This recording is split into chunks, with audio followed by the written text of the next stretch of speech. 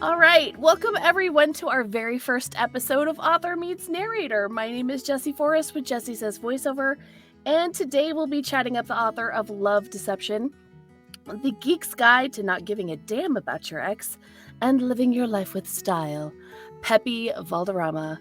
Welcome to the broadcast, Pepi! Hello! Awesome. All right, I'd like to start out with a bit of an icebreaker, if you will, in chapter 26, titled An Ode to Wonderful Swearing in Love Deception. You open your chapter by listing just a plethora of phrases, curse phrases in different languages, which I absolutely loved. But I'd like to give you, if it's okay with you, kind of a few of my favorite made-up curse phrases for you to translate into some other languages, to give our readers a little bit more ammunition when somebody cuts them off on the freeway. I like that. Now, just to confirm, you did not receive these ahead of time, right? I did not. So this is going to be a little ridiculous, and I hope you'll bear with me. Number 1, son of a roach's sweaty elbow.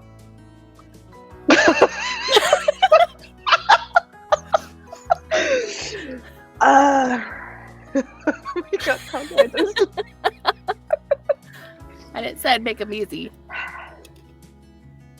Oh my god. Let me think. It sounds awful.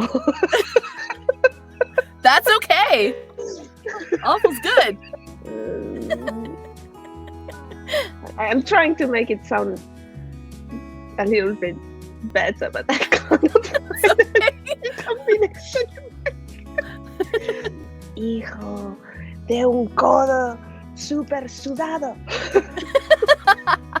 Was No, that it's Spanish? That was Spanish? Spanish. Awesome. Love it. Okay, are you ready for number 2? I'm Oh my setting God. the tone here. You look scared. I'm You should be. embracing myself now. Okay, number 2.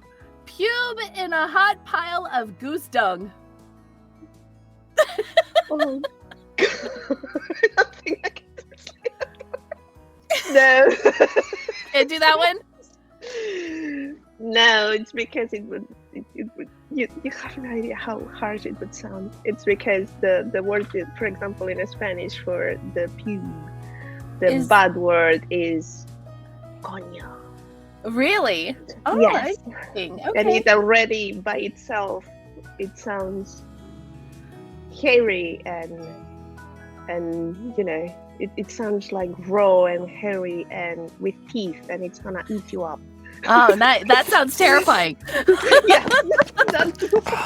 Okay. This one should be a little easier then. How about rotten baby fart? Ooh. Okay. Let me think. Fill d'un mini pet. It's in Catalan. That was amazing. But it sounds cute. But it sounds so cute. That was awesome. Okay, I love that one. I think I'm going to put that on a pillow. Okay, number 4 is eat a sewer rat's armpit. Cómete el sobaco de una rata de clavaguera. Nice. It's a mix of Spanish and Catalan, but it sounds horrible. Oh my god. That's awesome. Okay, the last one you will definitely recognize if you are if you wear the geek colors proudly, which I know that you do. It is, your mother was a hamster and your father smelled of elderberries. Tu madre era un hámster y tu padre olía de berries. It's very difficult to translate in English. I don't envy you. They don't compute. Yeah, I am not a multilingual person. I speak English and I speak like Southern English, and that's the same words. They are just spoken a little differently. So I don't envy you at all, but I think it is super cool that you speak so many languages. That's awesome. So But sometimes they mess around your head, you know. I'm sure, because you Not lived in practical. Japan It's not practical. yeah, no, well, you lived in It's Japan not. for a while, right? Yes.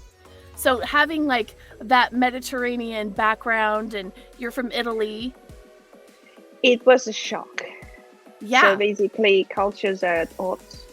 yeah, It's not like that. It's like what you don't do in Japan, you're supposed to do in the Mediterranean. It's like, opposites. yes. Did you have a You lot of know, like social faux pas when you got there, like because you just the didn't know? first year, it was a year of basically learning what you are supposed to do or not. It was like, and sometimes you were very confused, but they said yes, but actually it was a no, but I didn't know it was a no. So I thought it was a yes, but it was not a yes, it was a yes, no. Ah, I'm already So- confused. Exactly. Do they have like an institute where they send you when you first get there so that you can acclimate to the culture, or do they just kind of like throw No, you to the you're sharks and be like, good luck? Yeah, it's good luck. Oh no. And you need practice, and then you get the hang of it. But that's why many people couldn't stay there for longer than a year.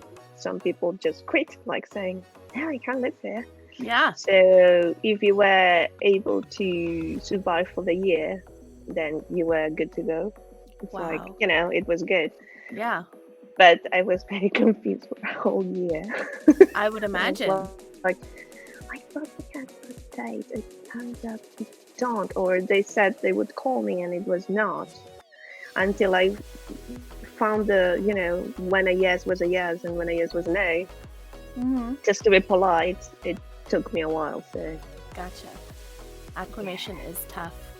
So how many books have you written so far? Not to change the subject, but that they are published right now, 4. I'm 4? published more, but I am published them because I consider them not tuning with my vibe now. So it's old stuff that I started when I started self-publishing. That's awesome. Many years ago, like poetry. Nobody wants poetry. No one. I know.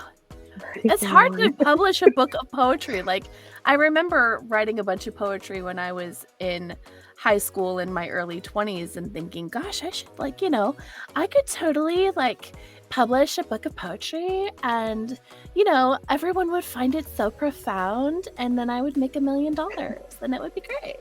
And that's not how poetry works. No. It's a hard sell.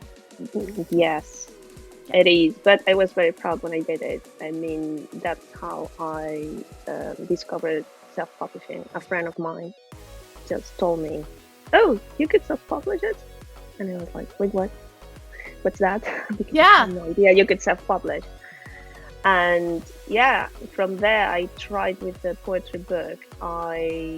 It was print on demand actually, and I ordered books to sell myself because I never thought, someone is gonna go and buy them from the link at the beginning. Right. So I started that way, and it was like when I had it in my hand, it was like my baby.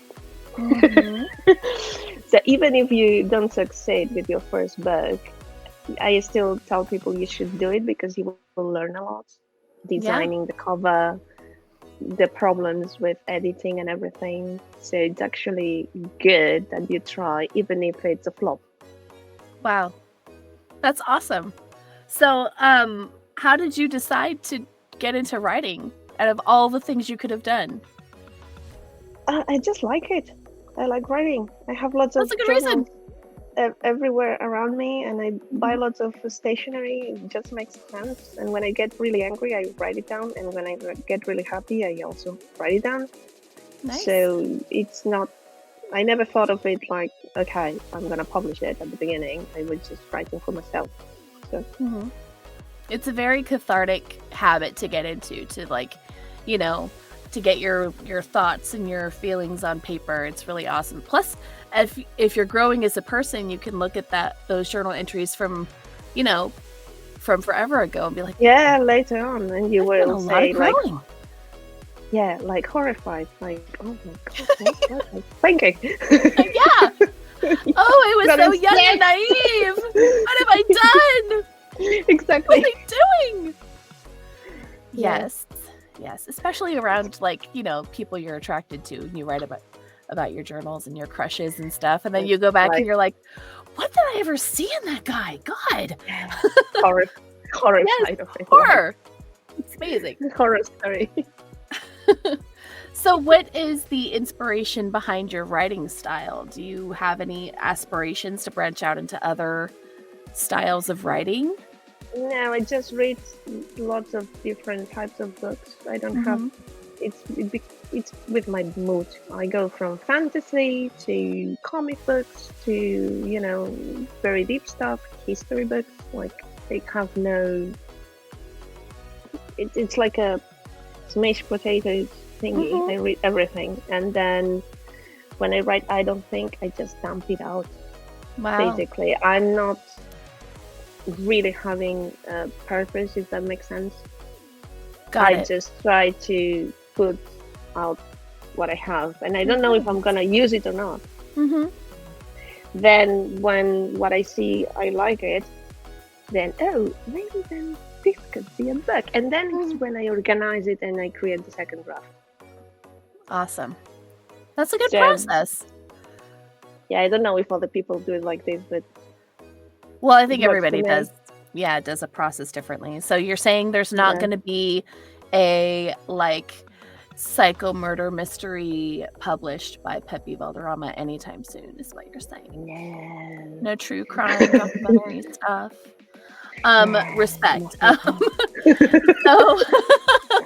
So this book, Love Deception, is clearly written with the female audience in mind, but it's not necessarily written for women. How do you think this book would resonate with a male audience?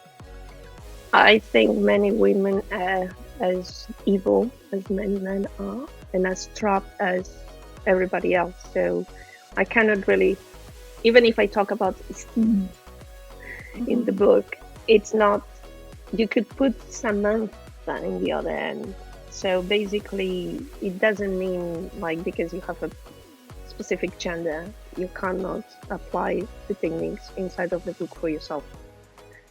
So I actually know many men who have had very unfortunate relationships, and it was kind of not the same, but many things were linking and matching. So I would say, if they want to read it, go ahead. I mean, awesome. You never know, you can have something for you there. Maybe not, depends on the person, but I thought about someone like myself to write it, to be honest. But it's open for everybody. Awesome. Cool. You talk a lot in your books about, and we talked a little bit about this before too, about all the places that you've been and the places you've lived. What inspired you to travel at such a young age, and is that a trend to continue? And before you answer, I think I know the answer to this already, because we talked a great length yesterday about pizza from Arizona. So it's a great travel motivator, isn't it? Yes, but when I was younger, it was mostly a geeky thing of mine. I just wanted to go to Japan. I just wanted to experience the country and live there. There was no bucket list thing extra, and I just was saying, I want to go and live in Japan, for no reason, out of the blue, when I was a kid, and I kept saying it until I made it happen. So there was no list or anything. If I see something that catches my eye and I say, that must be interesting or yummy, or it's why not? As long as you have the energy, why not? Yeah. So where are you going to go next? What's your next big travel plans? Well, my next travel plans, the plans are growing. It's going to Rome with my mom. Oh, cool. So, going around, chill, food. Yes. Eating nice food. Yes, of course. And just having a good trip with my mom. That's awesome. She's been actually asking me for a long time as well. So Yeah. You guys are going to have a great time. That's awesome. I hope so. So this book is what I like to refer to as mom vice. You know, those are those sweet little nuggets of wisdom that we get from the people who love us the most, reminding us that we need to love ourselves the most. Your book is totally full of that. What advice did you get from your loved ones that resonates with you the most and that you carry with you? From my grandma, basically. She wants that you can do whatever you want with your knowledge. And you Nice. can go as far as you want with your knowledge. So focus on your knowledge. Basically, she wanted me to learn a lot because that would be like kind of being resourceful, if that makes any sense. Mhm. Yeah, So that's that awesome. stuck with me. Yeah. So Awesome. she had a very harsh life. Mm-hmm. And she always dreamt of going to school, and she finally made it when she was really old, actually. And she started to read, and she read everything. She was a reading machine. And I think that's why she gave me that piece of advice, because she saw that I could do it. So she was like, yeah, don't lose this chance. You can do it. Yeah. Go ahead. Go. You can do whatever you want with that.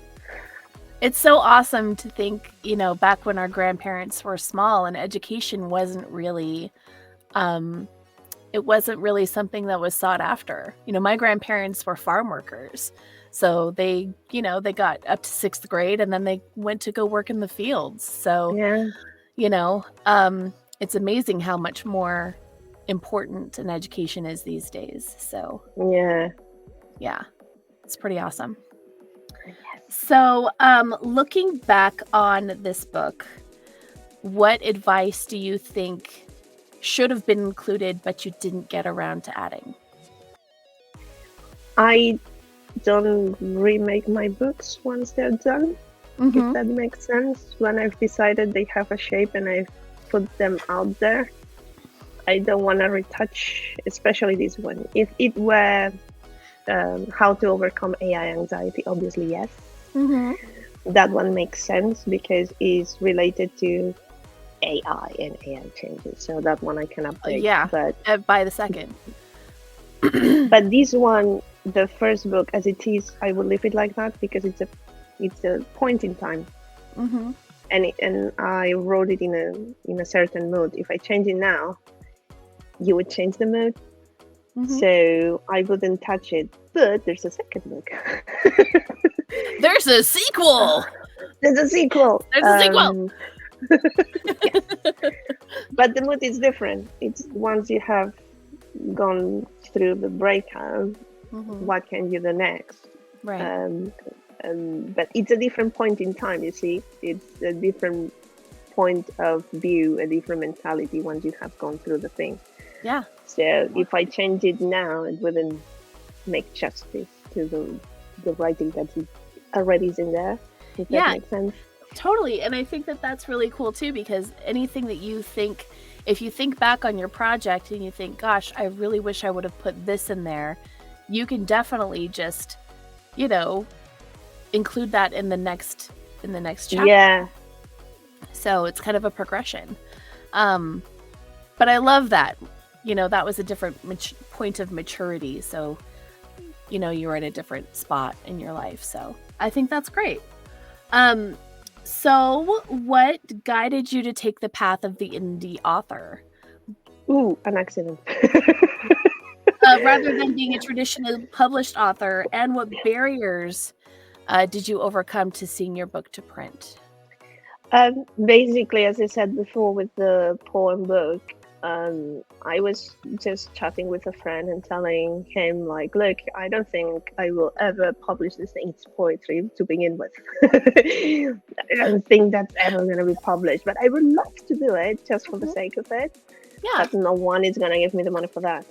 And he said, why don't you self-publish? There's printing on demand. There's this company here that does it. And I was like, wait, what? I can do it myself. And that's how I started, basically by accident, because someone told me that this possibility was out there. And I liked it because you can do whatever you want. There's no one from the publishing company telling you can't put that in there. Yeah, no chapter 26 ode to swearing chapters in your books. Yeah. Okay. So you can do whatever you like, but that's the bad thing of it. You can do whatever you like. It's a positive thing, but it's also a negative thing because there's not going to be anyone stopping you from doing whatever you want in there. So you have kind to of own feel like it. a mad scientist a little bit. Yes. Then you have to be aware that you have a learning curve because you need to learn how to do the design of the cover. You will need to print the first proof of the book and see that everything is fine. So you are doing the job that if you were from the traditional way, there's someone for you to do that instead of you. You just write the book, give it to them, and that's it.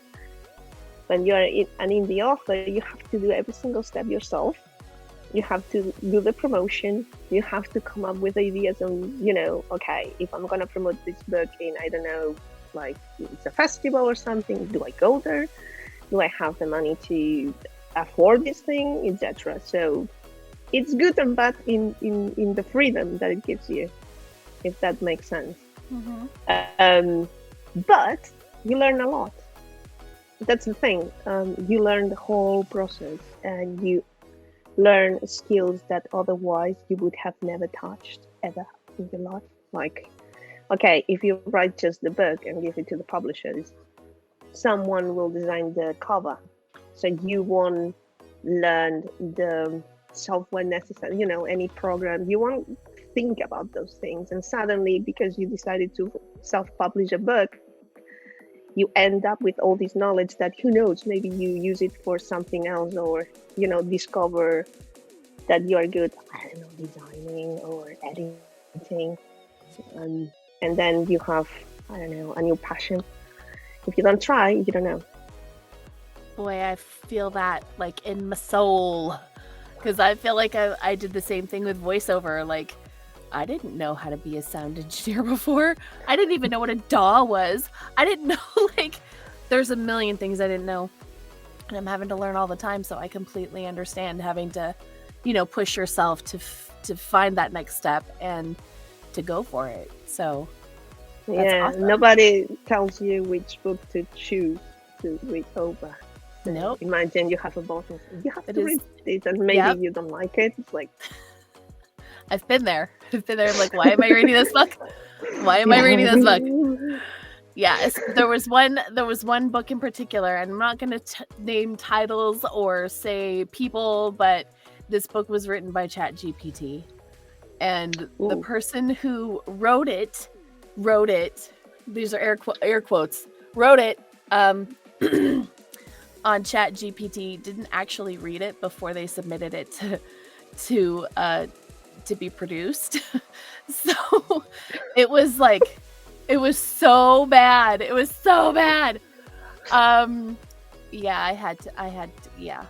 couldn't do it. It was awful.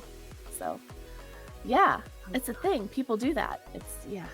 They need to, editing with ChatGPT, if the nice order, it's fine, but you need a draft. Yes. You need a draft. There's so many things. Ask ChatGPT to write you something with cactuses, because that's an example I have with one of the books of AI, that how to use ChatGPT for your amusement or as a tool. It's really wild. Is it bad? Oh no, it's not bad. It gives you for giving you ideas. It's fine, because you can ask ChatGPT something like, "Can you give me, I don't know, 10 ideas about a topic?" And then you ask it again, "Can you give me another 10 ideas and another 10 ideas?" And when you have 100 ideas, you will find that some are actually interesting. But you need to know how to use it. Otherwise, if you just take what it gives you the first time, it's going to be like...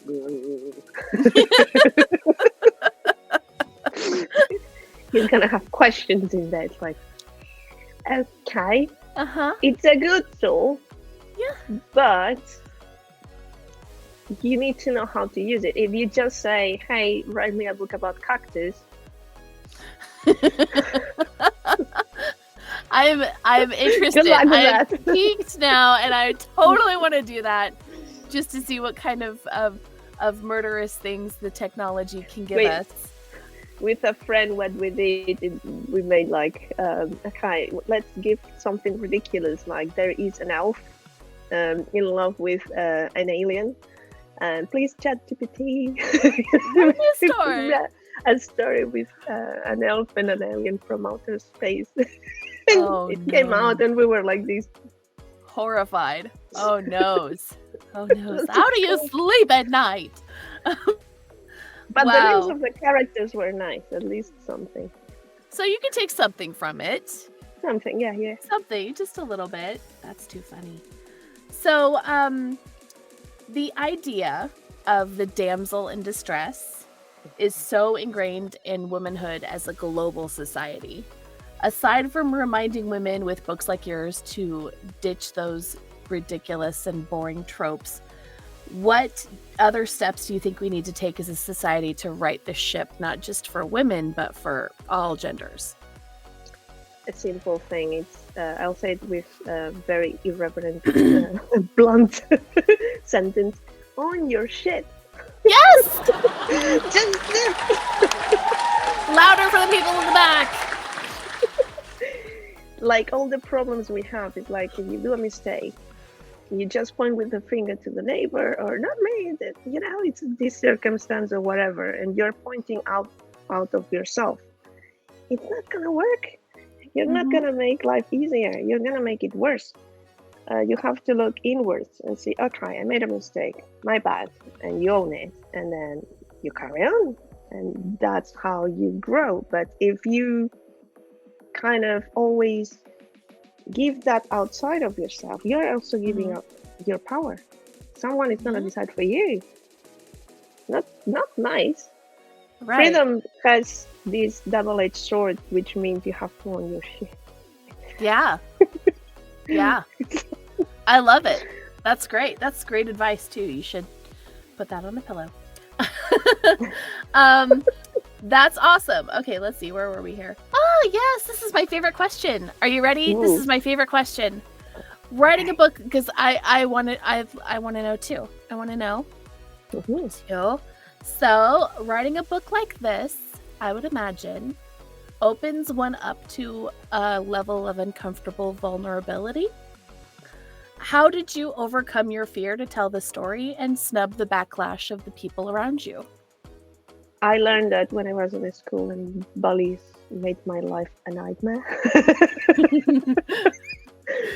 So basically, I arrived to the conclusion of, if you don't do anything, people are going to judge you and are going to complain about you, and they're going to say terrible things about you. If you do something, people are going to judge you.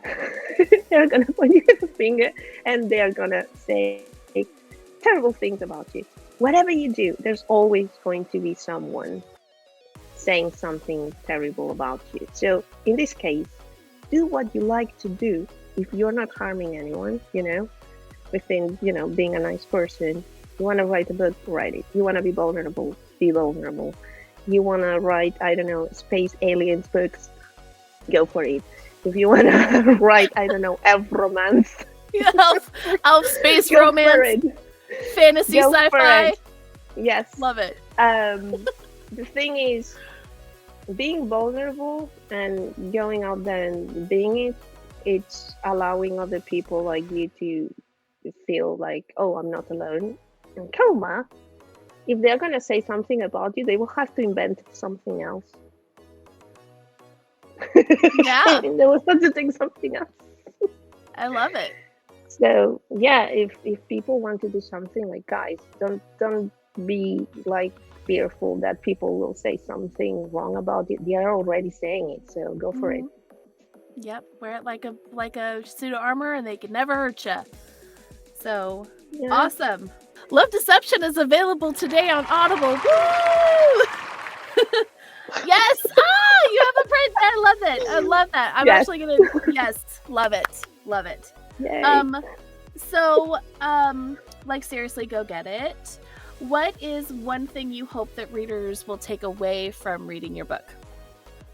That they can free themselves from bullshit, basically. their own and others people's own. Yes. Free from um, bullshit. I love it. yeah, so you can carry on. You can be yourself and not dwell in the past, because if you live in the past, you cannot enjoy the present, and if you try to figure out what is going to happen in the future, you won't live the present. So, and life is short. I love it. Yeah, and people tend to take especially more challenging relationships with them throughout their lives. So that's why I thought healing, your book is so important, because healing from that kind of shit's really hard. Yeah. And it's awesome to have, strong voices like yours remind people that it's possible to move on, and this is how you do it. So thank you. So thank you for writing this book. It was an awesome read. Thank you. I really enjoyed it. I'm glad that you loved it. I did. It was great. I enjoyed how you put the emotion in it. I was like, oh my god, it's like, listening to myself, like in the strip, I was totally in your head, and honestly, it wasn't terribly difficult for me, because I've been there, and I've been in that kind of relationship. So, as sad as that is, like, as soon as I read the audition for your book, I'm like, this woman is a kindred spirit, and I really hope she picks me. And you did. So it worked out great. Yeah, I thought that's awesome. It would match your voice. It would match the book perfectly. Yes. Yeah. Awesome. It was great working on it. So your listeners are clearly going to take away something from this book, because it's awesome and they should go buy it right now. Where do you hope your writing will take you in the coming months, and what do stories like this and publishing your book teach? What does that teach you? So that you can learn from everything you do, and there's no such thing as failure. Even in relationships, you always learn. There's something that you can, have with you and grow.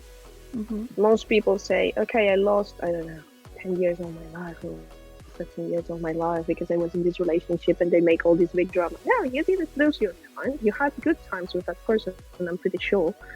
Cherish those. Cherish what you learned, and carry on. Because if you keep on going again and again, it stops you from doing other amazing stuff. You can write a book about it. You can do as I did. You can write a song. You can even like write it on a journal and forget about it. But whatever you do is like, if you transform something that might be painful into a creative endeavor, and then you thrive, I think it's better than just dwelling on the bad thing that happened. So for me, the next, a new chapter basically. So it's like life is a book for me. So you're writing new chapters with every change in your life, if that makes sense. Yeah. And by the end of it, you should have something like, oh, I did well, or I messed up, and it was fun. Right? Own your failures. Own your shit. Yeah. But you have a chapter in your book about this, where you talk about victimhood and turning the self-narrative from a negative, just dwelling awfulness into a more positive, growth-based mindset, which I think is super important to do.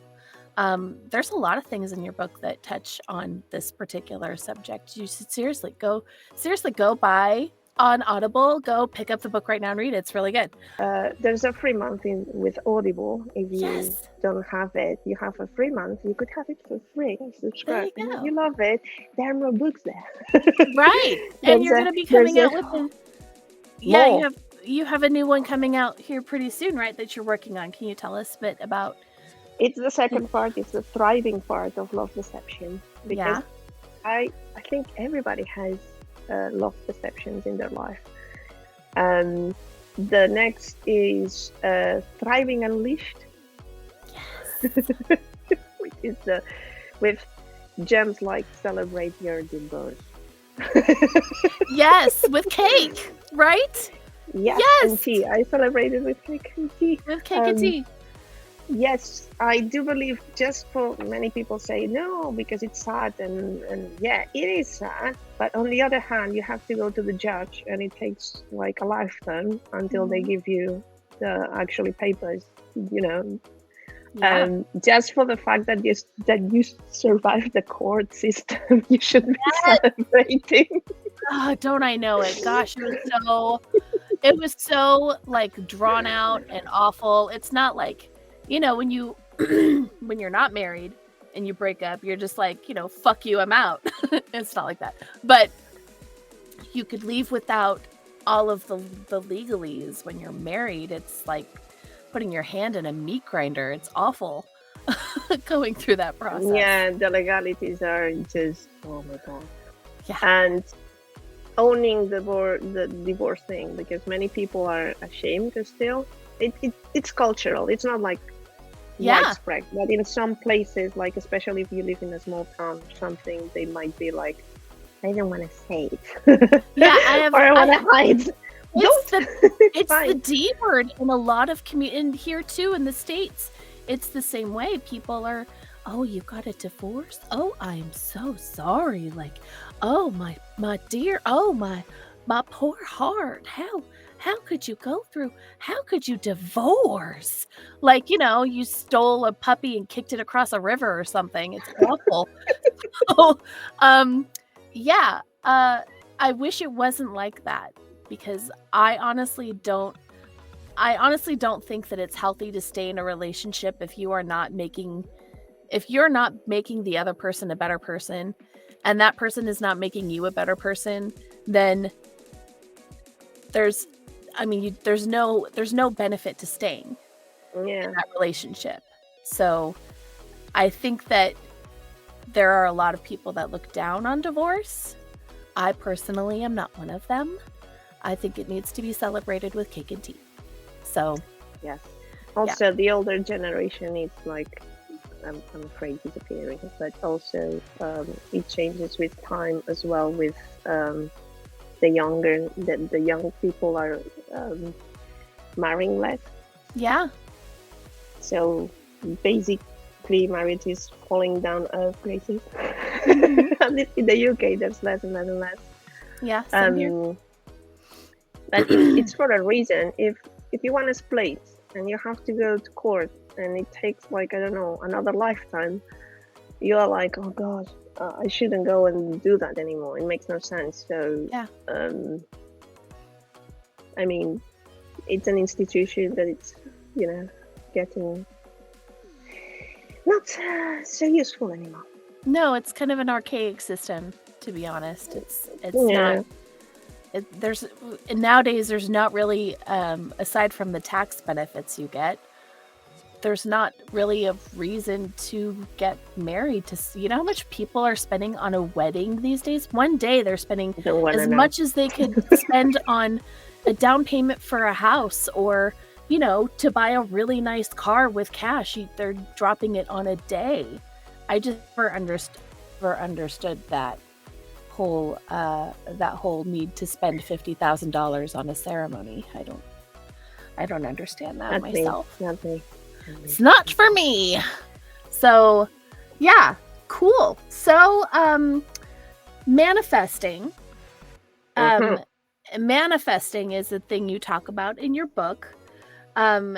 It's a big deal, and it could be a new concept for some of our listeners here. So, can you talk about what you're manifesting right now and what that means to you? Well, it's already being manifested because I wanted an audiobook, and it's there.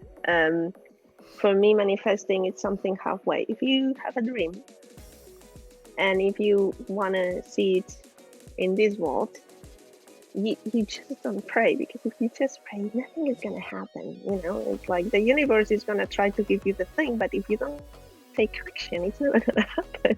The opportunity won't come to you. So you have to take action. So manifesting for me is a synonym of taking action. small steps. Not, you don't need to, do the humongous stuff. It's, every week a tiny step towards your dream, a little bit, and you take action again, and you take action again, and before you know it, it's here. Yeah. So I'm not saying that is like maybe you won't be lucky and it won't appear on your lap. Maybe you are very lucky and it will happen. But I can assure you, if you don't do anything and you just dream about it, nothing is going to happen. As an example, if you want to be a musician, like very good with the guitar, and you're dreaming constantly about, I'm going to be this great guitarist. If you don't start, learning how to play the guitar a little bit, you won't arrive there. Mm-hmm. You need to give yourself the opportunity to meet your dream halfway, if that makes sense. I'm feeling a little called out, honestly. I'm feeling a little defensive because I've had this piano sitting in my studio for probably about 6 months now, and I keep telling myself I need to learn. I really want to learn how to play that, and I haven't done nothing with it. I taught my daughter how to play chopsticks. That is it.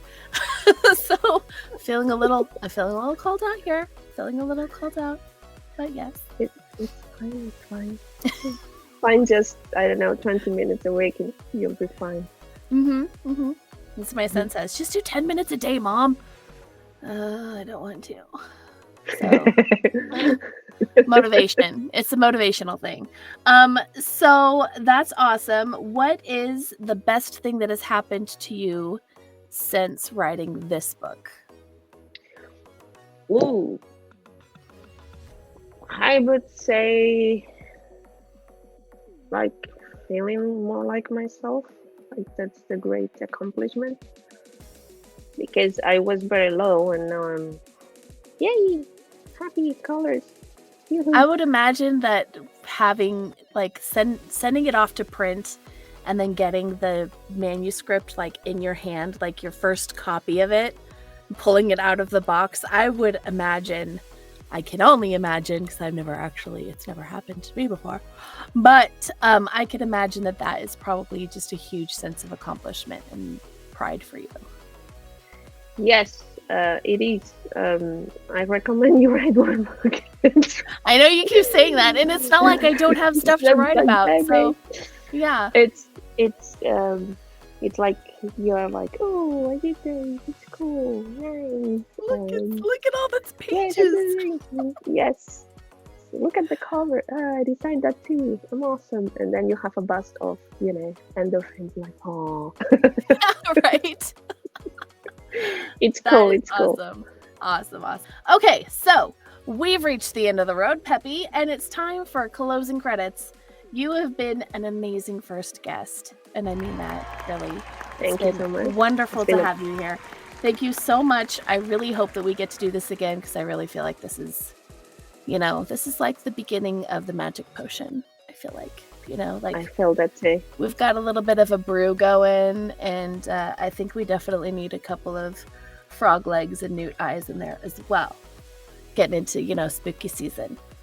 I'm a fall girl. Could you tell? Fall is my season, okay?